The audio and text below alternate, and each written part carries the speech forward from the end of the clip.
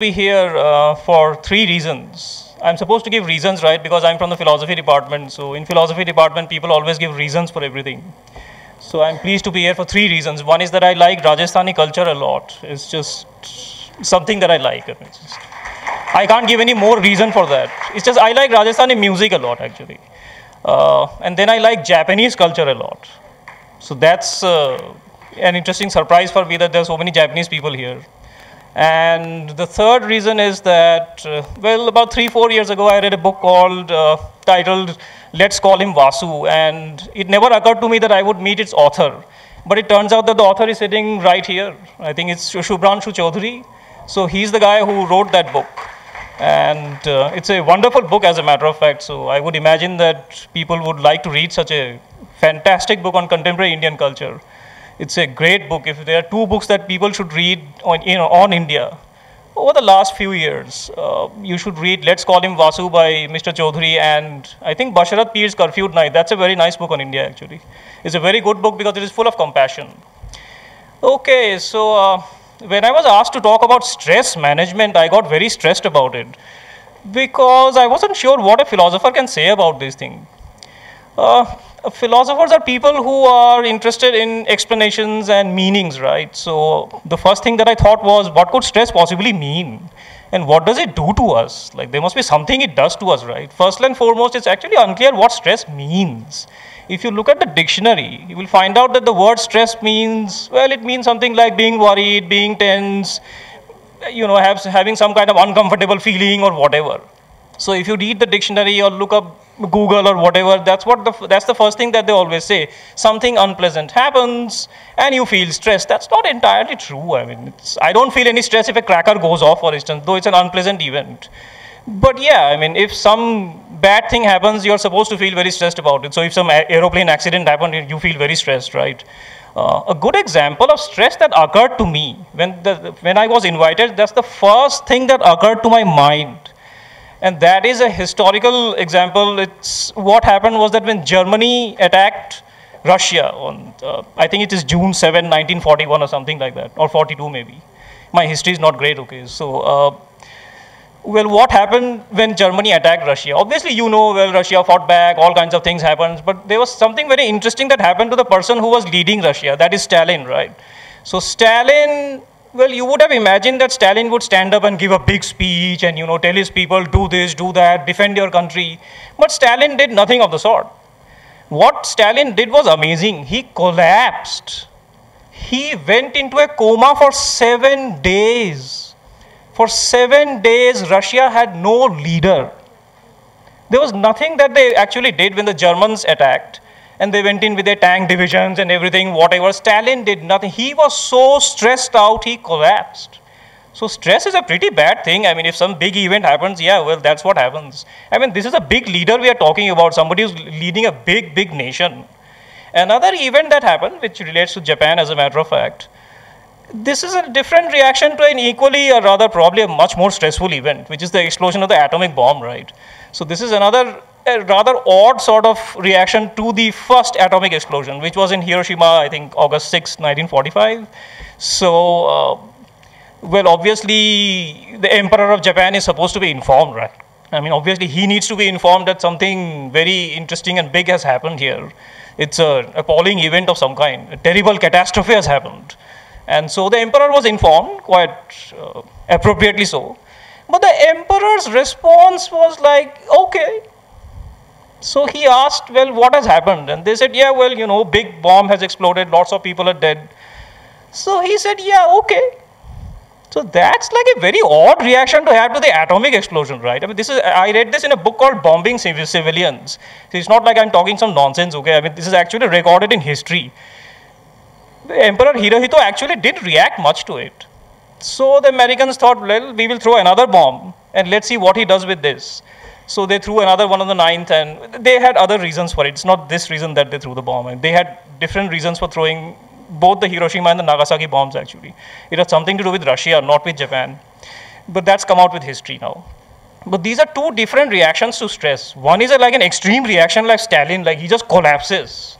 So when this big event happens, Germans attack, he collapsed for a reason. I mean, Hitler had told him that, look, I am not going to attack Russia at all. There is a pact between Germany and Russia. Hitler broke that, and so that's why Stalin, maybe that's why he collapsed. But one wouldn't expect Stalin to collapse of all people on earth. And the other reaction is a very cool kind of reaction by Emperor Hirohito. I think it was Hirohito. He just said, yeah, okay, I mean, bombs explode all the time. That's not such a big deal. Actually, his reaction is not that bad, by the way. It so happens that on March 1, 1945, I think if I'm getting the date wrong, maybe it was March 7, Tokyo had been firebombed. And something like 100,000 people had died in one night. So that's like a rather serious incident. So compared to that, the firebombing of Tokyo, less people died in Hiroshima. In Hiroshima, 78,000 people died in like a few days. Maybe, right? Maybe at that time, 40, 50,000 died, then maybe 20,000 more died as time went on. So the firebombing of Tokyo was actually a rather serious incident. 100,000 people died in one night.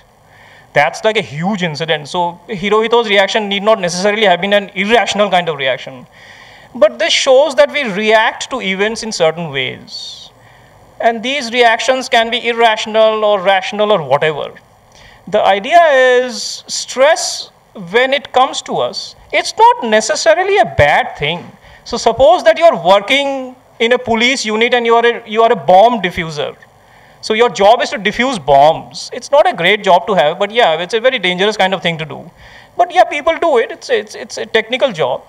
But when you are diffusing bombs, you are not supposed to be very calm and quiet, and you should show some stress in you. If you don't have even a little bit of stress, that's very odd. So when, say, somebody is batting, or Virat Kohli is batting or something like that, he's not supposed to be like very cool and quiet. Some amount of adrenaline is supposed to be pumping in you. It actually helps you perform. So stress is not always something that does not help you perform. It actually helps you perform in a better way. So if you feel very calm and quiet all the time, your performance is not going to be anything great. Your performance will be just pretty much calm and quiet. So what stress helps you do? A little bit of it, not much. What stress helps you do is to perform better in a short-term way. So for instance, in exams, all of us feel stress.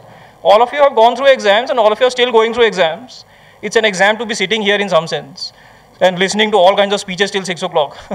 Yeah, people go through a lot of stress. So by the time it's 2 o'clock and you're still listening to people, you start going through stress. This is too much, बहुत ज़्यादा हो गया है तो क्या करेंगे अब? So just run out, do something, whatever. I mean, yeah, but it is well known. There are good studies in psychology that show that stress in exams actually helps you. It helps you in retaining things much faster. So you try to remember things in an exam. That's what it does. It just helps you retain things faster. That's all. So it's not that stress is a bad thing. It's actually not a bad thing at all in the short term. But if stress keeps on going on forever, yeah, then it's a bad thing. It's like rainfall. If rain falls for a little bit of time on crops, yeah, that's nice. There's nothing bad about it. But if rain keeps falling all the time, yeah, then the crops are going to die. So stress is just like rainfall in some sense. It's just, if there's a little bit of stress, yeah, good, that's not a problem at all. Whenever you do something, there should be some stress involved, unless you're doing nothing at all. Yeah, then it's fine. But if you're doing something at all, yeah, then there has to be some stress in you. And that's going to help you. But the moment stress goes beyond a particular threshold, yeah, then it's a problem. But the issue is, why is it a problem? See, I'm in the philosophy department, so I always think, like, why is this a problem? Like, why? What's the big deal about it? What does stress affect? Well, you have to remember that you're natural creatures. You're created by nature, or even if God created you, it hardly matters. I mean, the idea is, we have been given certain skills and competences by nature. Some of them are very basic to us, like perception, memory, reasoning, all this stuff is very basic to us. It's just very, very basic. But these are called virtues and competences by philosophers like Aristotle, for instance. And Aristotle was mentioned by the, I think, professor from IIT. I'll see if I can get something about Aristotle, if I can say something about Aristotle later on. I mean, what he said is correct, but it doesn't say what actually Aristotle meant by happiness. I'll come to it later if I can. What stress does, it does two things to you. There are two sets of competences you have. One is a very natural one. You have perception, you have hearing, you have memory, all this stuff is there in you. It's given to you by nature. You don't have to acquire it from anywhere. You don't have to you can't go to the market and get perception. It's just given to you. there is something else that is given to you. Human beings are by nature curious.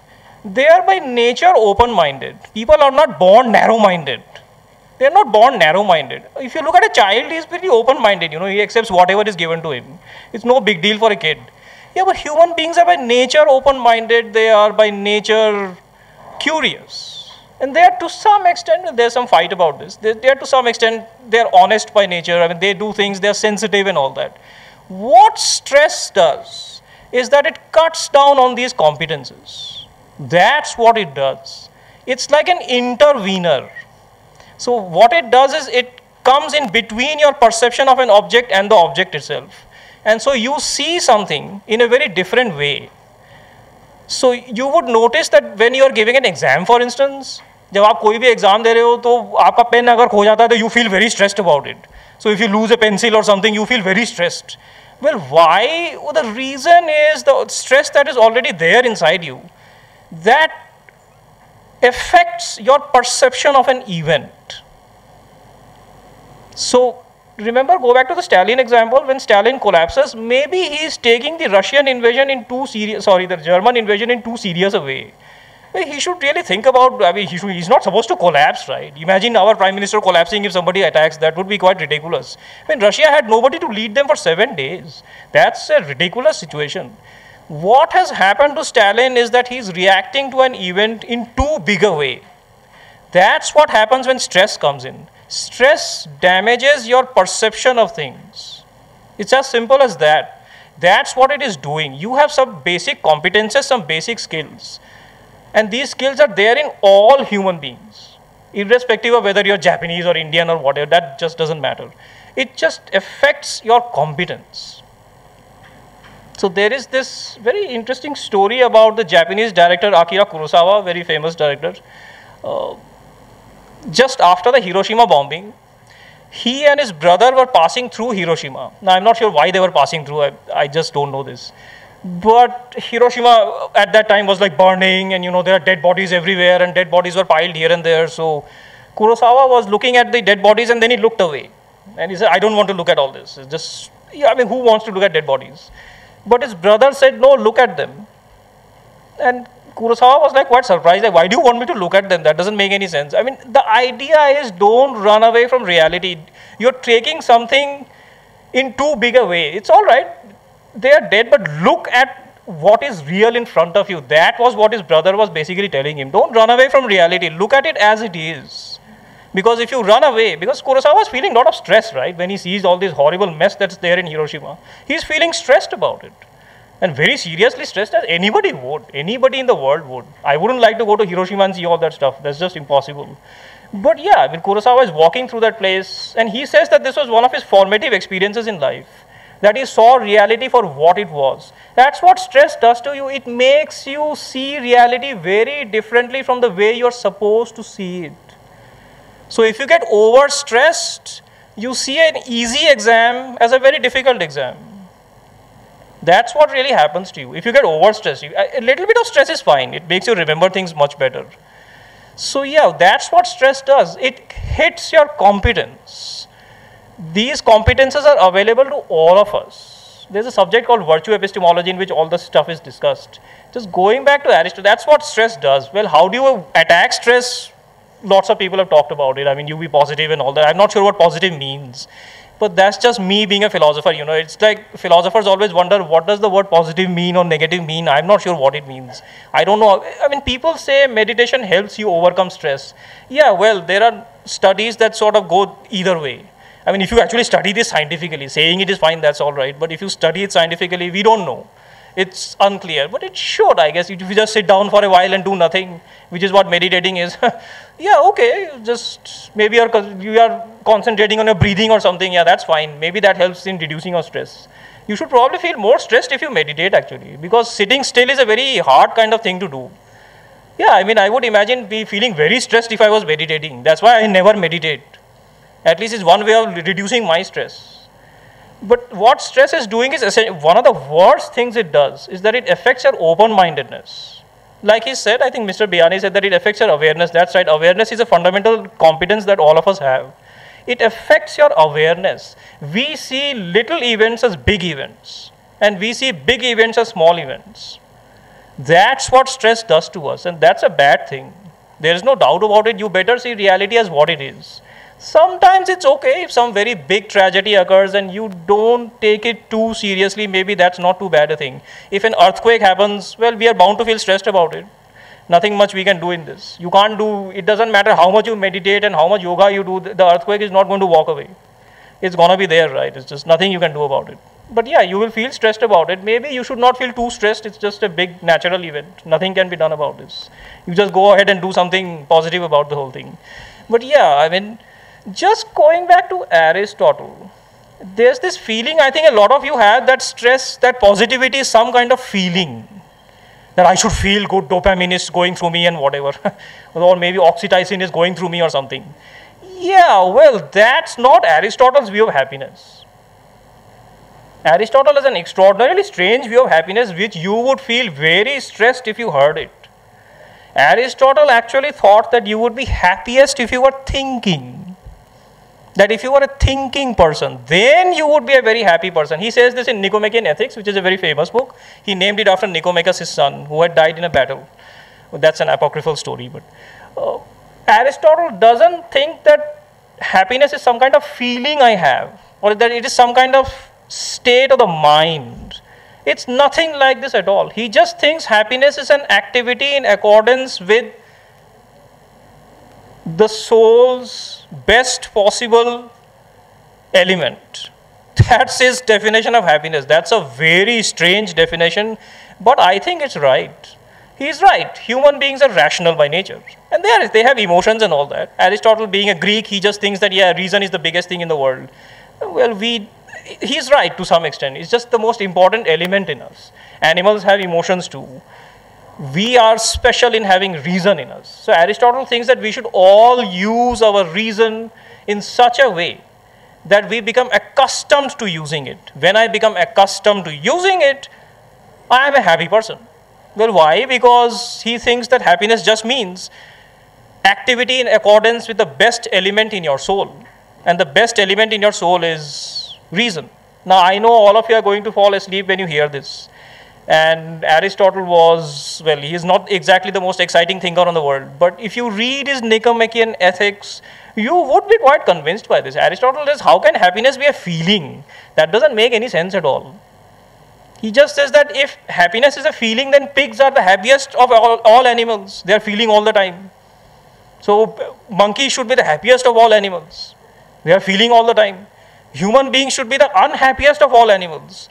Because often we don't feel, we are thinking creatures, right? We think a lot. So I mean, by thinking, I don't mean like Einstein's E equal to MC squared or something. We think a lot. So people at the back must be thinking, what on earth is going on? What is he talking about? So yeah, that's thinking. That's what all human beings do. So thinking is not supposed to make anybody happy. But this is one of the great things about Aristotle, that he thought that thinking can make you happy. Just the activity of thinking. And the main thing Aristotle wants to say is stress on the word activity. So he says, suppose you are a very rich man, suppose you are a billionaire, but you have never given charity to anybody. So one day you find a beggar and you give him 1 million rupees or something. So you feel very happy, yeah, I've done a great job. But Aristotle says that doesn't make you a good man at all. He says it is continuous activity of a particular nature that makes you happy. So if you give every day, say you give 1 rupee to some beggar every day, that's much better than giving 1 million rupees in your lifetime to somebody. Well, Aristotle says a good man is not made good by doing something good once in his life. You have to be good across a wide spectrum of your lifetime. He says children cannot be good. That doesn't make any sense. What would a child do to be good? There's nothing he can do about it, or she can do about it. Nothing at all. And adolescent, well, Aristotle says they don't have understanding. So by the age of 18, maybe you gain understanding. This idea that we are not grown up just like when we are born, that just comes from Aristotle. This idea that we become mature later. And that happiness is not something an adolescent can have. You who are probably like 21 or maybe 19, 20 years old, whatever. Well, Aristotle does not think that you can be happy just in right now. So it doesn't matter how many notes you take right now, that's not going to make you happy. It's just, Aristotle just thinks that's just not done. You have to be much, much maturer, much more of an adult, and then you're capable of happiness. Because he thinks you need to reason to be happy. I know that's a very stressful thing to say, but yeah, that's what Aristotle thinks. Happiness is not a feeling for him. Because if it were a feeling, all animals would be much happier than us. Because animals feel all the time, right? They don't think anything. They don't have the capacity for reasoning, or this is contested. Okay, I mean, there's a whole subject called cognitive science in which animal cognitive science is studied, and people contest this thing. They say dogs can reason and all that, so that's fine. I mean, Montaigne also says this somewhere back in the 15th, 16th century, that dogs can reason. So when a dog is running and it faces two streets, well, it chooses one of them and runs in one of those. So Montaigne thinks that that shows that dogs reason, but that's like an absurd thing to say. I mean, the dog is doing whatever it is doing. But a human being has a reason to do something. The exercise of proper reasons is what makes you happy. That's a strange kind of thing. It's not that strange. You may think it is strange, but it is not that strange. So if you go to, since you are in college, all of you, this is what all your teachers tell you to do, to reason. What do you do in research? You reason, that's all. So it's not like, the idea is you need to find happiness in that reasoning. And if you continuously reason, according to Aristotle, you feel happy. But the feeling is not important. It's just the activity that matters. The activity of reasoning, that's all. I know that's a very strange view. The better view is that you just believe the contemporary view, which is, well, you know, stress affects your competences. That's a bad thing. Well, how do you remove it? You should reduce it, that's all. It's not such a big deal. I mean, if positive thinking reduces it, yeah, that's fine. But how would we exactly think positively? I'm not sure. I mean, it's pretty hard to think positively when an earthquake happens, for instance, or maybe an atom bomb explodes. I mean, it's not that easy to think positively. You don't think positively when North Korea tells Japan that I'm going to attack you. Well, then people don't think positively about that. They think rather negatively about it. It's just a natural thing. Let the natural thing happen. That's all right.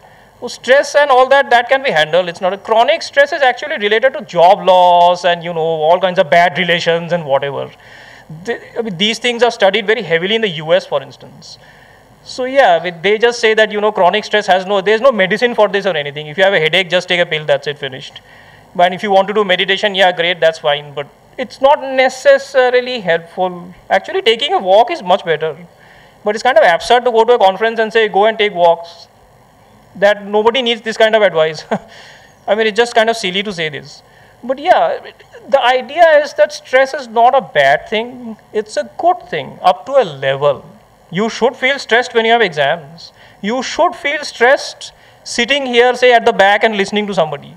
You should. It's not a bad thing at all. There's nothing bad about it. You should feel stressed if you're in a crowd and lots of people are around you. There's nothing bad about it. It's your body is telling you, get out of here. That's what it is telling you. Your body doesn't lie to you. Listen to it as much as you can. That's something that you should do, as a matter of fact. It's just get the hell out if you feel bad about something. That's the done thing. But if stress increases, yeah, it affects your perception. You take big events as small events and small events as very big events. How do we remove that misperception? Well, I guess it just goes for every human being has to decide for himself. There are no general, it's just by increasing your awareness, nothing is going to happen. I mean, it's just when different events happen, you just take them in particular ways. And the best way is to see reality as it is, but that's not an easy thing to do. It's great people like Kurosawa can do this. Maybe an even greater director than Kurosawa, somebody who's influenced me a lot actually, is Mizoguchi. And you should see Mizoguchi movies. They're very, very good movies. Well, I think all of them are black and white. I'm not sure whether there is any color movie, but Mizoguchi movies are wonderful to watch. I think Tagore once said that Japan is a country which has perfected the art of beauty, which is why I like Japanese people actually. I don't like them because of their technology or anything, because I don't understand technology. But I like them because of their aspect of beauty. I mean, they are amazing in their cultivation of beauty. Even in their literature and everything, there is a sense of perfection to it. In their paintings and whatever, in the way they build houses, the way they have streets and everything, there is a sense of perfection to it. Maybe that reduces stress. I don't know, maybe that's so.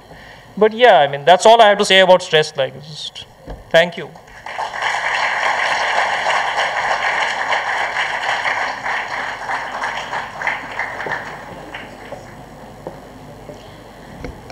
Thank you, Dr. Nilanjan Bhaumik sir, for your enlightening words. Your speech was not just interesting, but full of examples, which I hope all of us could relate to.